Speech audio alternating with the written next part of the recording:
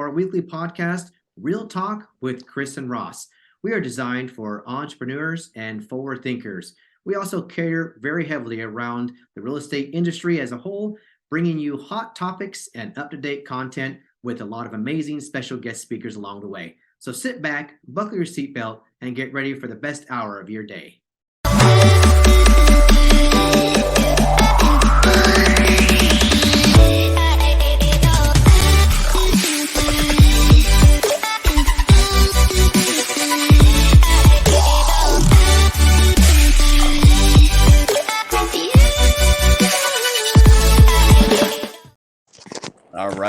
All right. Here we are. What's happening? I love it. Don't you love that intro, guys? Every week I say I love that intro, man. Damn, I love that intro. Dude, it just gets me fired up. No, thanks, Ross. Ross in the third did that. Awesome, buddy. Love it. Heck yeah, man. So here we are, guys. We're on episode number 30. Oh, 30. Oh, I can't even do my fingers. I'm all, there you go. All right. That's right. We're big number 30. We got Mr. Chris Akamara, the main host, co-host here, Ross. And we have our special guest, good friend of mine, John Cooper. John, thanks so much for jumping on, brother. Hey, man, thank you so much for having me, guys. I'm stoked, man. Ready to rock. Let's go. I love the energy already, dude. Let me get some more coffee. Coop always brings the fire, man. So, one of the things I love about Cooper is that he's all in on his mission for his life, for his family, for the people around him. I've watched, him in my own life. He's helped pull me out of situations in my life and inspire me. And so, Coop, I want to give a little background and context before we jump in, but just a little bit about yourself. From what I gathered, as you're a successful businessman, you've actually are in the financial service industry, and you've built, a franchise of over 500 licensed, people within your licensed agents and representatives within your brokerage. You've been at this, what now, over 10 years, you said? Yeah, just over 10 years. Yep. 10 years. Yep. And you're a family man. You've been married for 12 years. You got 4 beautiful kids, man, 4 beautiful babies, and you're just out there crushing it, dude. Heck yeah. Yeah. It's been awesome, man. Yeah. Four wild and crazy kids, man. It's wild, man. That's all I can say. And I'll tell you, the bulk of my business is done from home. And I'll tell you, with 4 little rugrats running around under 10 years old, Chris, I got to buckle my seatbelt like crazy, dude. I can imagine what it's like in that place. What? Yeah. Heck yeah. So yeah, Coop, when I was talking with Chris and before we had you on, I love your story. I want to hear more about that, kind of like what got you to where you are at today. But one of the things I really appreciate about you, man, is that you always come from a place of service and value. Like all over your Facebook, all over the things that you do behind the scenes, you're just building others. And there's something about that that's just contagious. And you see it in everything that you do. So, I guess I would like to lead off is like, what got you to this industry? And, what's kind of got you into the entrepreneur world? And let's take us back maybe like pre-high school, growing up to where you're at now. Yeah, dude, that's such a great question because I often reflect on this, and when I think about my childhood, you guys, I was that kid. I was always the underdog. Okay, nothing came easy to me. I was the kid that if I wanted to get a D in math, I would have to study for 20 or 30 hours a week, where the girl next to me would not study at all and get an A. Right? I was the kid that was last picked in dodgeball, type of thing. And if it was basketball, I didn't get picked at all. I was horrible. Okay. So I was always the underdog. And my entire life, my parents, Ross, we were not raised around money. We were not raised around wealth. We were a traditional blue collar family. We did not come from a wealth mindset at all. It was just get by, struggle. It was struggle bus, my entire life. I watched my dad get laid off, but my dad worked incredibly hard. He worked 4 jobs to send me and my siblings to private Catholic school growing up. And so all the kids that would go to, my private Catholic school, they all had money, right? Mm-hmm. They all had influence, they all had wealth, their parents were all business owners. And there's me, right? And I was always embarrassed to have my friends over my house because my my friends would call my house the box house. They literally called it the box house because it was just this tiny little, like, you can't even call it a ranch. Okay. It definitely wasn't. It wasn't a Right. ranch. A ranch. Okay. But it wasn't. And because all my friends, they lived in all these mansions and stuff. And so at a very young age, like seventh grade, eighth grade, ninth grade, like I was exposed to a whole different like reality. Like, Mm, there's the book Rich Dad, Poor Dad, right? It's like I kind of had that actually in my life because I remember, Ross, I would go to parties, like eighth grade, ninth grade parties, right? Okay, whatever right. they were, really gathering in a basement, right? Right. And all my friends would be hanging out, like doing whatever. And I remember I could literally see it in my mind. There's a local business here in Michigan that does like, they're like a, I don't know, deli meats and all that stuff. Lipari. Do you know them, I Ross? do. Actually, I'm really good friends with the Liparis myself. Yeah, I know the Yeah. Liparis. Yeah. Yeah. So I grew up with all of them. And I remember I would, while everybody's downstairs partying, doing whatever, I was upstairs sitting at the like kitchen table talking to them about like how they became successful, like about their business, Wow. masterminding with them. And I didn't even really fully understand what I was doing, but what was happening was is I was my subconscious was like starting to be reprogrammed. And so Mm, all throughout, like fast forward like several years, I was always looking for different things that would allot me the ability to make passive streams of income outside of like a traditional job. Right now, I had jobs, right, mhm. and we worked jobs. And I think if you want to be an entrepreneur, you want to be a leader, you got to be a good follower first, right? And Mhm. so I learned working at a job that I freaking hated it. Yeah. My Chris, on the back of my BMW, my license plate says no boss, NOBOSS, because I just hated having a boss. Mhm. And so I always looked for different things where I can make money, income, passively, and do something that would really give me flexibility of time and financial freedom, right? And Mhm. so prior to my business that we built in Primerica here, I was actually in the ministry, and Mm. Chris, and we went into full-time ministry, and and I found out real quick, you don't go into the ministry to make money. You go because you love God and you love people. And I had both of those. But once we realized we had some kids on the way, Mhm. things things changed. Chris, do you have kids? Oh yeah, two, but they're gone old and I'm empty nester. Okay, yeah. God bless you, bro. But Like, I've been through your stages of the house being a chaos circus act. oh Yeah. yeah, like literally, like my kids are the kids that hang from like the rafters and like I'm exaggerating, okay? And so we got into this industry and into business really not. And here's what's interesting about I think our story is I did not get into business to build the business that I have. We Mm, really just got into business out of necessity of income.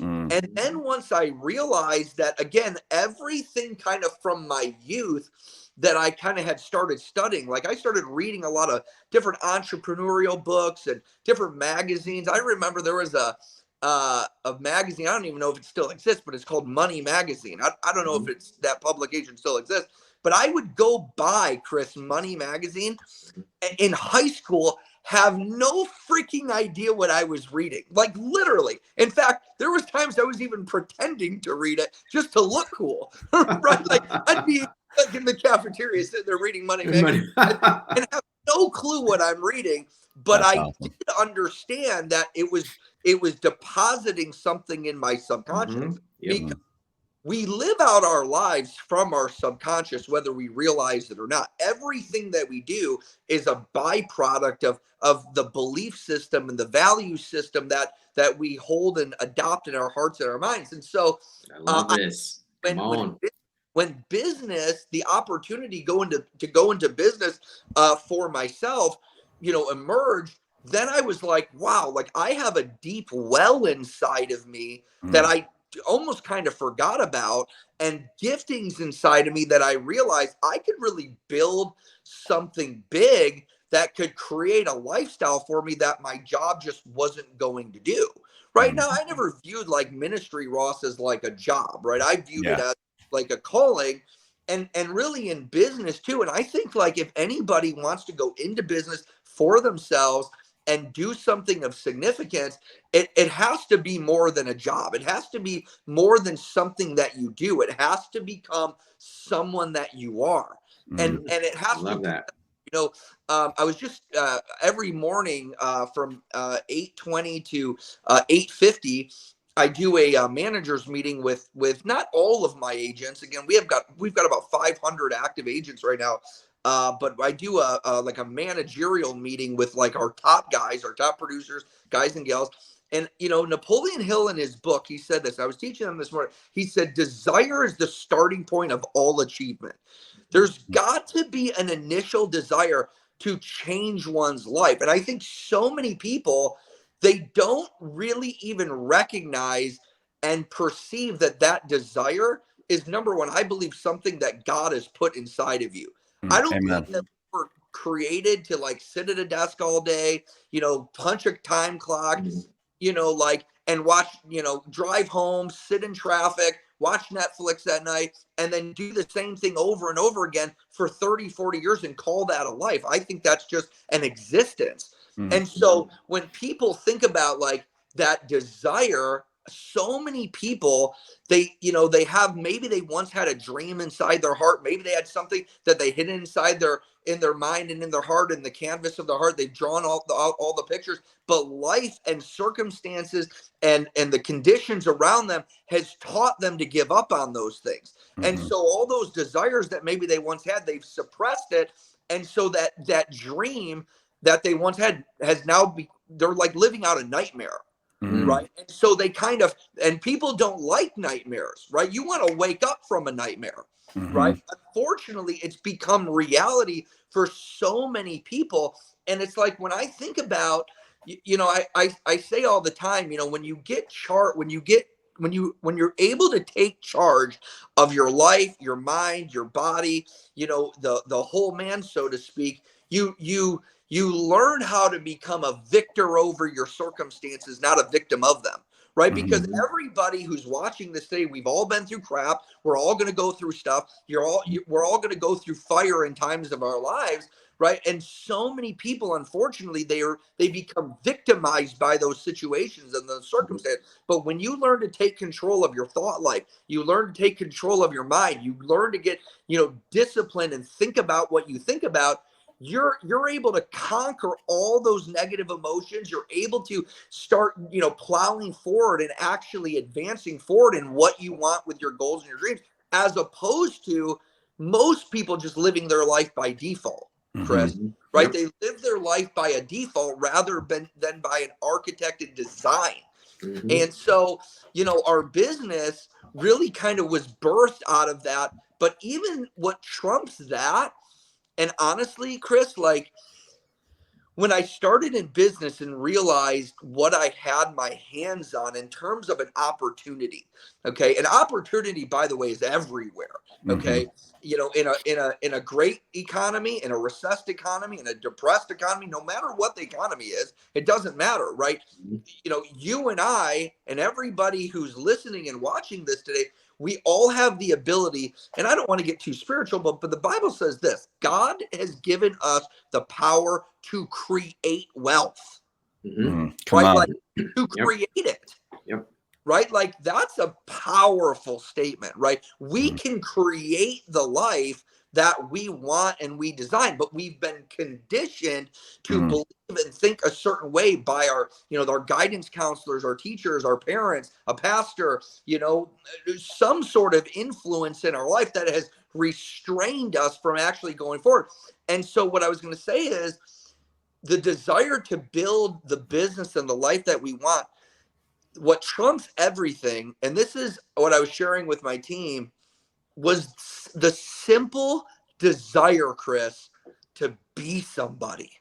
The simple desire to be somebody in a world where I was kind of surrounded by a lot of nobodies. And I'm not knocking anybody, but I'm talking about people who are doing things of significance. I wanted to stand out and be somebody that mattered. Every single person, whether you realize it or not, they have an invisible sign on their chest that says, "Make me feel special." Mhm. And I honestly, I didn't feel special, right? Like Mhm. prior to building the business that we did, I knew I was called. I knew those, but like I constantly wrestled inside my heart with I meant to do more. And I think so many, and I call it a divine dissatisfaction. Mm. Right? Going to bed at night knowing that you're called to do more, knowing that you're capable of more. And I remember being at my job, and I loved what I did. Don't get me wrong. Loved what I did, loved working with people, but there was still something inside of me, Chris, this divine dissatisfaction where I knew I wasn't reaching my full potential. And Mm. and the opportunity to go into business for myself unlocked something that just like broke open a whole new realm of possibility. And not just possibility, but influence, impact, and leadership in people's lives. Mhm. Right. Dang. And so I don't really know where I was going with that other than, Yeah. No, you're good, bro. Well, I want to go ahead. Go ahead. you asked me about like the foundation, Yeah, essentially. like what was the process on their way Yeah. up? Yeah, yeah. So by the way, Coop, that's great, brother. And I and Mhm. I and I remember watching you when you first. I mean, what was it? I met you. I met you 12 years ago, I believe. Yeah, around 12 years ago. No, 10 years ago, because you were just starting out. You were at the Auburn Hills location. You and Yeah. Ian were building it out. And man, you were just on every meeting, just fired up, ready to go. And then from Yeah. that point, I watched you on the stage at church, right? You came and you preached the message and Yeah. really loved what you had to say, right? So you kind of still hand in hand did ministry and business, which is kind of what you do today. But like while you were in that growth pattern. I know you said you came from a place of like you kind of had to, right? Like you have these new responsibilities. You're making a family. You needed to create a better income for yourself. Like, what would you tell that entrepreneur right now that maybe needs to have a new understanding of how to create a future? Like, what were the steps? I mean, I know you're real big on affirmations, dude. If Yeah. it wasn't for you, I would not be doing affirmations with my kids. I remember I was sitting down with Coop. I'm going through a divorce. You came over to my house, man. It was the most powerful meeting. And you're like, dude, do you ever speak over your life? And I'm like, what do you mean speak over your life? And you're like, hold on, watch this video. And here I am in my apartment that's got an eviction notice on the front door. Coop's trying to bring me this awesome opportunity. And he sits down and he's like, dude, watch this video of my kids saying their affirmations. And it was like, I'm the head, not the tail. I'm a leader. I'm a champion, right? Yeah. You had all of these things, about that just empowered you, right? And you were saying, no, dude, this is like one of the stepping stones to get me to Yeah. the next level. And I remember when I adopted that, dude, my life, boom, changed. And then we had another meeting from that point. And you're like, all right, bro, this is what you need to do now. Now you need to make 20K back-to-back months, and you need to prophesy this over your life. You need to create a game plan over your life, because once you do that, Ross, you'll never be the same. That's right. And then I did that. My life was never the same. And I remember these moments with you. It's like you had this little recipe every single time of like, hey, bro, just do this, just do this. What would you tell that entrepreneur that's sitting there right now? They have that dissatisfaction, that divine dissatisfaction, and they want to get out of that rut. Yeah. Like steps 1, So 2, and 3, if you got it. yeah. So I think one of the biggest things is, and I've spent like Chris and Ross, I have spent like hours, and I'm talking about hundreds of hours. When people think about work, okay, whatever work is to them, you guys are in real estate, we're in financial services, you're out showing homes, you're all do that, and you're a master at your craft. And people would call that work, right? The work of like meeting with clients, networking, all that stuff. And you could translate that into any business. You could translate into sports, practicing all day, if you're playing basketball, it's shooting free throws all day, or just whatever it is, working on your craft. And those things are important. Don't get me wrong. If you want to be a phenomenal realtor and you want to be the best of the best in your state or on the national platform, you better be dang good at what you do, right? You better be like freaking like super pro like level, right? And those things are super important to work on the skill set. But I think the most important thing that anybody can do, especially if they're just starting out in business, is not necessarily working on your skill set, but working on your mindset. Working on your Amen. mindset, because remember what I said earlier. I said we live out our lives based upon our subconscious thinking. So think about this for a second. I'm 39. I started the business when I was 29, 10 years ago, just over 10 years ago. Okay. So for 29 years, Chris, I was living my life based on a faulty or a borrowed belief system. Now, how do I know that it's borrowed? Because I freaking returned it. Okay. Yeah.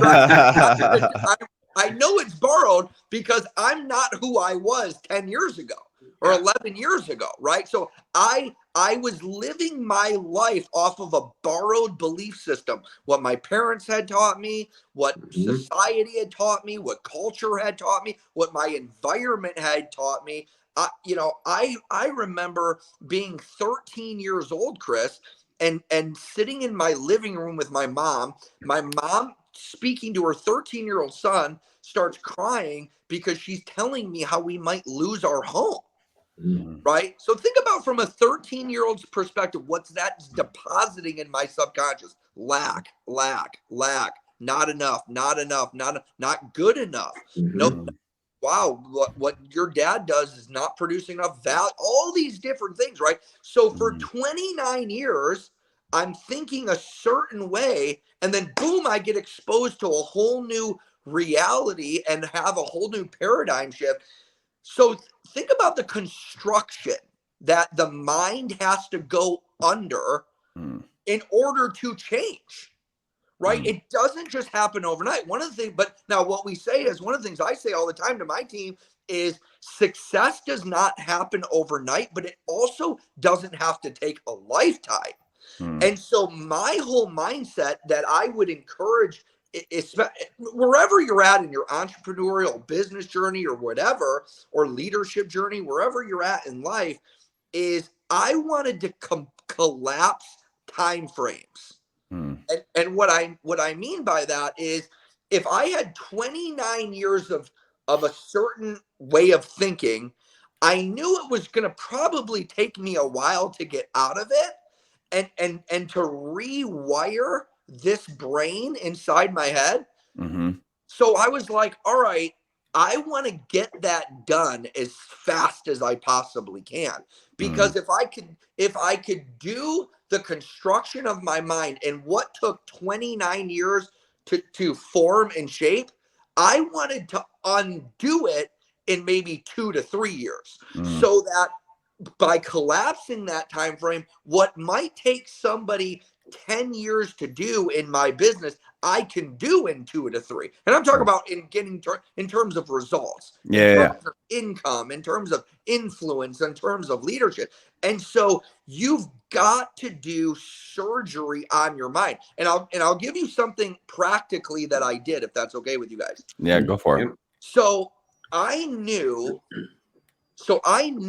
that, like, if something was going to change, I had to change. Change was not going to happen just because I want it to. It's going to happen because I purpose it to. And so I had a real faulty belief system, Chris, around my relationship with money. Okay.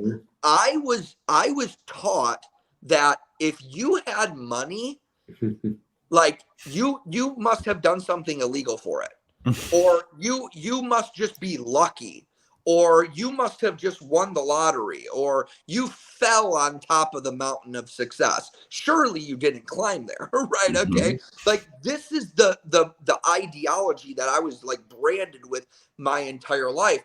And so, and then growing up in the church, I was also raised that money is, like, kind of bad, right? Like, people take the scripture out of context all the time. It says the love of money is the root of all evil, right? Not money itself. Money is neither good nor bad. It's a tool. It makes, I believe, good people better and bad people worse, right? And so, so I had this faulty relationship with money. And so I realized very quickly that what stunted my growth early on in the business is I didn't believe I was worthy enough to make a certain type of income because of that poor relationship with money. So practically, I'm going to teach you what I did. And it's funny, my wife's not here, but if she was like so annoyed with me during this period of time. But early on in business, because I recognize this, by the way, that's another good coaching tip, is having self-awareness.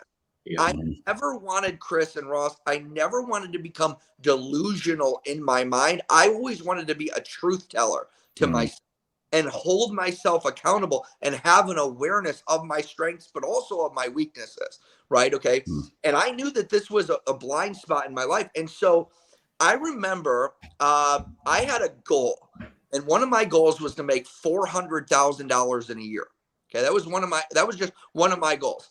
Now we do a lot better than that now, okay, guys, but 400 at one point was my goal. And Chris, if somebody would tell me, John Cooper, I think you're going to make $400,000 next year in the business, I didn't believe them.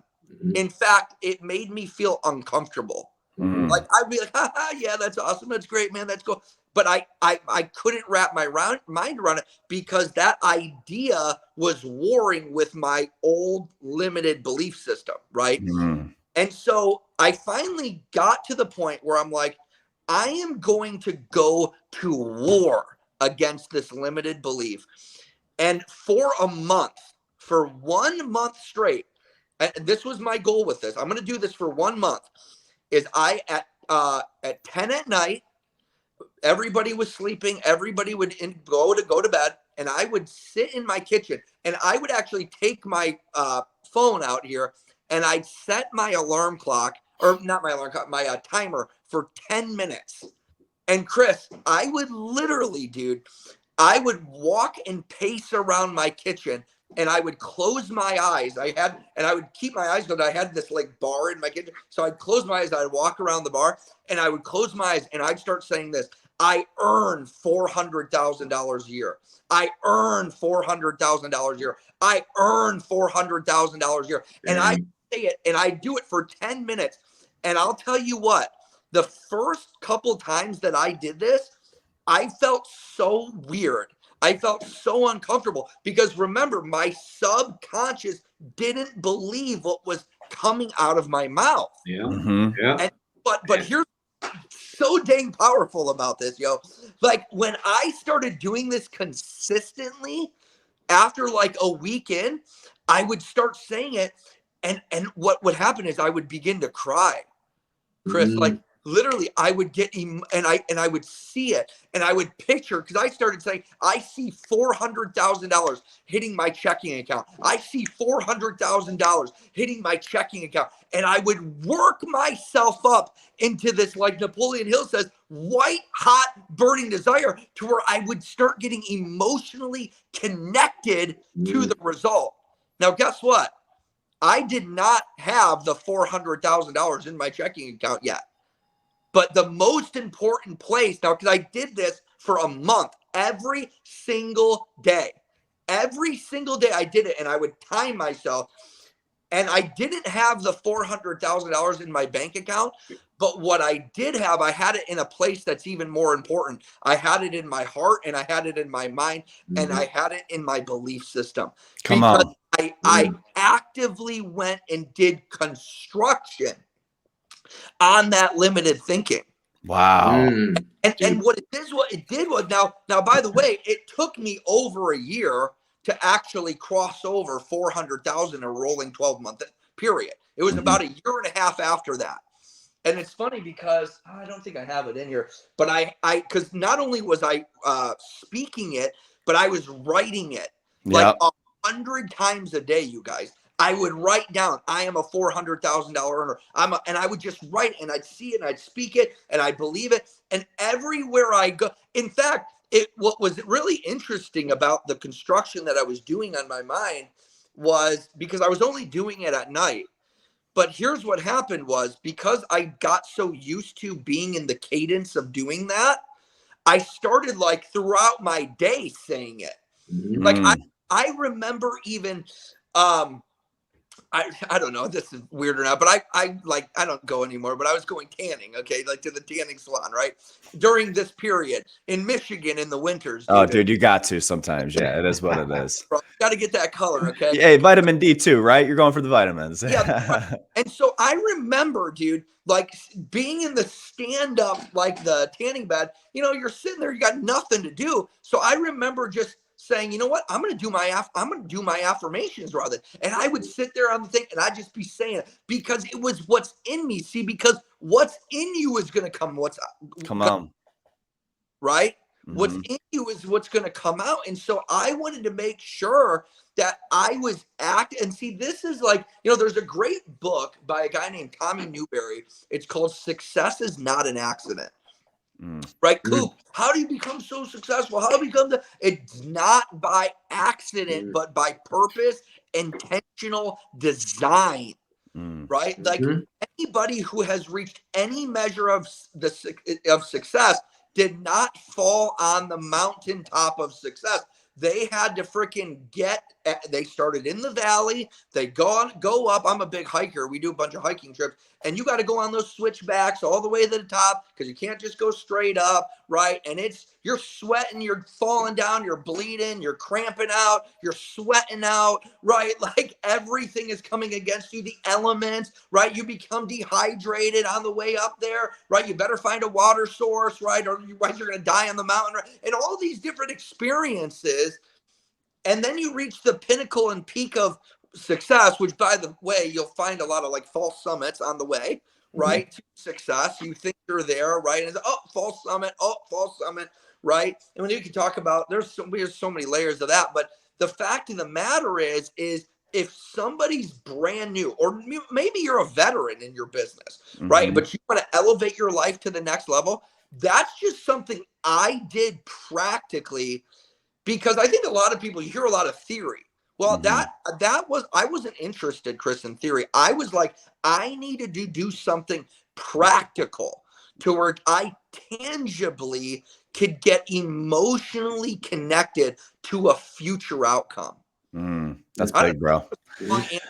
Hey, listen, no, it's a good one. It's a good one. Go ahead, Chris. No, I'm just like mind's blowing right now because this is super crazy. I feel like it's a mirrored version. I mean, there's so many layers of this to unpack, Cooper. It's ridiculous. Man, it's true. So many people will look from the outside in and look at your success today and be like, oh my gosh, he's lucky. But it was not. We know there's no such thing as luck. It's hard work, time, energy, effort. But so many people do not want to put in the work, period. There's no more discussing that. You just don't have the balls in you. We'll say what it is. You don't have the balls in you to want to change your life. You're so happy and content. Honestly, I don't say you're content. You're just like okay with the way your life is. And you don't want to do anything different to change it. But yet you desire. I love the word you say desire. Because I think everybody innately has a desire. Like if I look at you like, oh my God, I desire to make $400,000 a year. Everybody would desire that. Ultimately, I think that's key. But nobody's want to put in the work. And you have put in the work, which, man, Ross and I, we talk about this every week. This is literally our wheelhouse. Mindset. If you can't fix what's between your two ears, you are done in this world. You better be just happy where you're at. Just be happy. Like look back, take a Polaroid of that shit and be happy with where you're at because that's going to be your life. You can pin on the wall and look at it every day. And that could be your affirmation, right? But I love what you talked about, man, as far as like, I have a background very similar to you, Ross. I have a very, very challenged background where my belief system was equally the same as yours when it comes to money. Unfortunately, I wasn't raised in a church. I was raised in a cult. And our desire was behind everything. The preface of money was it was negative. It was evil. It was gross, destructive, right? There was no reason to even want to acquire materialistic things because honestly, it was going to be dissolved with anyway. So that was the mind in my head as an 8-year-old, 9-year-old little kid. And so, yes, that is the affirmation, if you want to call it, that was affirmed on a daily basis, either visually, internally, or like through my voice. And so now having to reprogram that, I'm where you're at. Like I had this hardest challenge with money. There's another great book that somebody how to make $1 million and still go to heaven. It was a great book because it put a theology behind that because a lot of religion and stuff like that, this antics behind it makes that where you said the scriptures, the love of money is the root of all evil. And people miscontext that constantly and like, oh my God, money's bad in religion. They shouldn't have any of it. But it's not true. And so I love what you're talking about. Your story is so parallel to mine, man. I can totally relate because everything in my subconscious cavity, I've been taking an excavator back there within the last 18 months and Yeah. digging the crap out of it. I want to build a whole new pool, and Right. I'm refilling it. But even at 51, I'm refilling it. So there's no age limitation here. You just none. For sure. Like you could be 20, you could be 30, you could be 60, you could be 80. If you're ready to change your life in a pivotal way, there's no age limitation here. You just got to have a desire that wants to change and the will and the passion and the drive. Dude, I love your story. It's freaking phenomenal. And I love what you did. I'm actually going to do some of that shit you did. I'm going to walk around my counter and I'm going to tell myself, because I have this thing where every morning I have this legal notepad that I read. It has all my stuff from Grant Cardone, 10X Rule. He talks about future pacing out your life, right? Mhm. And what it would look at the highest level, like don't hold back, like put the highest level possible.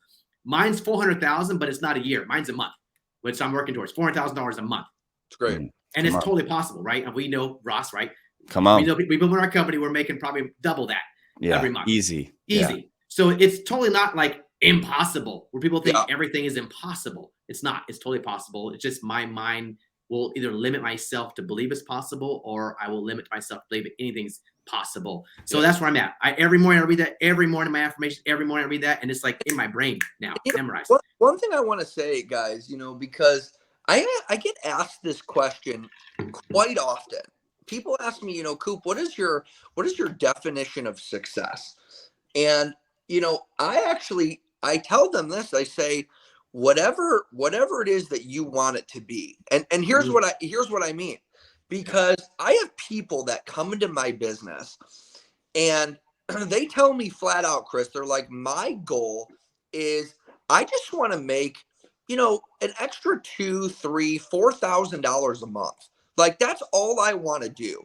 Like, and you know what? I respect the crap out of that because that person knows what they want. Yeah. So if they do that and they accomplish that, I'm going to call them a massive success. Now, if somebody comes to me and says, hey, Coop, my goal is I want to make $1 million a year, $2 million a year, $5 million a year, and you do that, I think that level of success is the same exact, there's the same value there, I believe, as the person who's hitting their goal of $2 to $3, $4 grand a month. And so as an audience, because I think, we reach you guys reach probably a very vast audience, right? For sure. Yeah. So there might be people on here, like their vision is not to build some mega empire. And I want you to know, like audience today, like whoever's watching this, if your goal and you have a specific goal in mind, and it's not like what, we're maybe talking about a mega millions, things like that, whatever, but you do it, I'm calling you a winner. Yeah. I'm calling you a freaking champion. And you are a massive success. And don't let anybody or anything, including yourself, tell you that you're not. That's good. That's Love good. that. Yep. So much truth to that too, brother, because if you don't have the want and the belief to achieve that, then you're just going to, like you said, you're just going to continue to look back and be like, man, I'm not achieving. I'm not a winner. I'm a loser. I'm constantly, because Chris and John, right, they're hitting these massive goals. But like you said, if you say, hey, I'm going to do this, then you do it. You already are successful because you're aligning your heart with your mind and your unconscious belief that I do everything that I say that I'm going to do, which makes me a winner. Yeah. I think it's also about the small wins, right? We talked about Ross last week. It's small wins. Everybody think you have to have this massive, humongous, massive win to be substantial, to be recognized, to feel like you're worthy. But shoot, maybe it's you getting up an hour earlier for an entire week than you were last week. Come on. That's a massive win because that changed the trajectory of your habits. So it's the small wins. I just finished the 75 Hard program. That was a small win for me. Like, that's a win. We're on another challenge right now. That's never going to be another win. 50 days up, we got to win. Like, I realize in my life that I need challenges in my life constantly to keep me having the small wins because that helps me subconsciously. That's what needs me to drive. Because if not, I do lack in that area. I have a very low self-esteem in so many areas that people think, that's crazy, Chris. You're on. No, trust me. We got battles. We got demons. All of us got demons. And I got them every day. I have to wake up every morning and convince myself I'm not a pile of shit. That's the truth. Like, it's it every day. And if you don't think that's not you, then you're lying to yourself, right? Because the reality is we face the demons every morning. Man, I love your story, Coop. That's amazing, bro. I love what you've accomplished, man. It's amazing. Yeah, bro. Heck yeah. So we're about what 10 more minutes in. We got usually so Ross. I mean, what you want to plug in some more? I'd love, John. I could talk about your story forever because this is literally my arena. Like I would love to dig into mindset, and I Heck can yeah. talk about it all day. I got one more question for you, Yeah. Coop, before we wrap it up, bro. Sure. So, I'm fascinated the fact that you have 500 people within your organization. Obviously you've had to create such a leadership and structure to not only do it yourself, but make it replicatable, right? Yeah. What has been your greatest success for someone in that leadership role to build, such a great organization? I mean, clearly you have the belief, clearly, your systems, clearly you are accountable to yourself and, your organization, but is there something that maybe I've missed or haven't asked you that you would make, known that has helped you get there? So, it's an interesting question because, in any sort of business or, sales organization or just kind of, real estate, financial services, whatever, you're going to go through a lot of doubt. You're going to go through a lot of fear. You're going to have a lot of like what Chris was just talking about, questioning of like, am I good enough? Am I capable? Can I really do this? Am I good enough to, sustain the growth? All these things.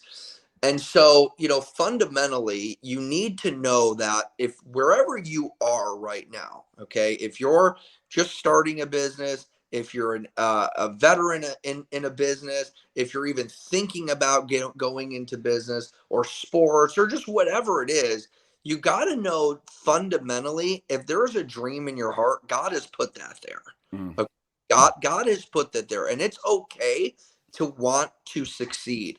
It's Mhm. okay to want to win. It's okay, believe it or not, to still be competitive in the United States of America today and want to be freaking Come on. Let's okay. go. Let's So, go. so that being said, is I think when it comes to like duplication, you will always duplicate who and what you are. And so, in our business, one of the things that we say is you're one person away from an explosion in your business. Okay. Like you're always like when the gentleman who brought me into the business, Mhm. um, recruited me into our business, he was thanking his lucky stars. Okay. Because a crap ton of money from my organization. Okay. My Mhm. my upline in business. And so I was that one away from an explosion in his business. But Mm. here's the reality. The reality is if that statement is true, which I believe it is, you're not really one person away from explosion, because you want to know what, you are that explosion. You can become that explosion. Mm. And so duplication is all about who and what you are. You're going to attract into your business the model that you are positioning and demonstrating before the masses. And Wow. so one of, I think, the secrets to our success in the business is I've always, always, always cast a big enough vision to where, let's say, Ross, you're in my business. My vision needs to be so big that yours could fit inside of mine. Mm. Amen. Come 100%. on. So setting a standard, and I was talking to my agents about this the other day, is we all have to constantly raise the standard and raise the lid of what is possible. And that Mhm. can never be done, by the way, without doing what we had talked about earlier, which is reprogramming the subconscious that could actually be a reality. Right. And That's so good. when and systems and all that stuff, and we do have all that in place, it really doesn't matter if the Mhm. leader of the organization doesn't lead with vision and purpose. That's If good. they don't, like, we have a goal in our business right now that we have, literally, Chris, I've been talking about this goal for it will, in September, it will be 2 years. I've been casting a vision on this one specific goal for my entire brokerage that we have not hit. Literally. And to be completely frank with you, I am freaking sick and tired of talking about it. That's how much I've talked about it for 2 years, and we have not hit this goal yet. And I'll tell you what, as much as I'm sick of talking about it, you could bet your freaking buttons, yo, that we're going to keep talking about it until we get it done, because it's so big. It's so big that, watch this. If, let's say, you're in my business and you now take ownership over a piece of that goal, that little sliver or that little pie is going to feed you for a long freaking time. And that little piece and sliver of that pie out of that big goal could be absolutely transformational for you and your family. And so that's one of, I think, the I don't want to call it secrets of our one of our successes, but from a distribution standpoint, having leaders who are not afraid to dream and talk about those dreams and speak those dreams consistently. By the way, you literally, Ross and Chris, if you called any one of my agents right now across the company and said, what is Coach Coop? They call me Coach Coop. What is Coach Coop's goal that he's been talking about for 300 years? In a second, they'll be able to say it. Because we're not just talking about it daily or weekly or monthly, every single day, multiple times a day. It's in their ear, it's in their heart, and I'm speaking it every single day, that it embodies them, even though we haven't hit it yet, but we will. Come on. Yeah. Well, with that tenacity, absolutely. It's just with time, consistency, it's going to happen.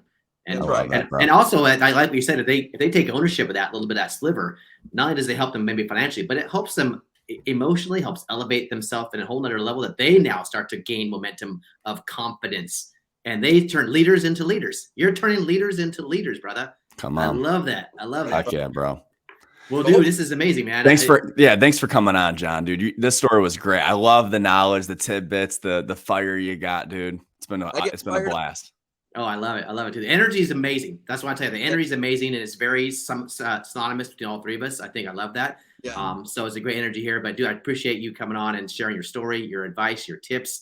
And for anybody out there, those that listen on a regular basis, we hope this was amazing and valuable to you, because this is a great story. And for those that tune in for the first time, my God, what a show, right? What a good opportunity for you to plug in on this session.